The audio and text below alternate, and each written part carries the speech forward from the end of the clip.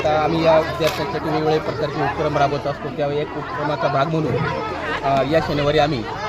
आठवडे बाजार आणि खाऊ गल्ली अर्थात फूड फेस्टिवल हा उपक्रम या ठिकाणी राबवलेला आहे. याचा मागचा उद्देश जो आहे की विद्यार्थ्यांना व्यवहार ज्ञान कळावं आणि त्याचबरोबर एखादा व्यवसाय करताना त्या व्यवसायाच्या पाठीमागं किती प्रकारचे कष्ट असतात,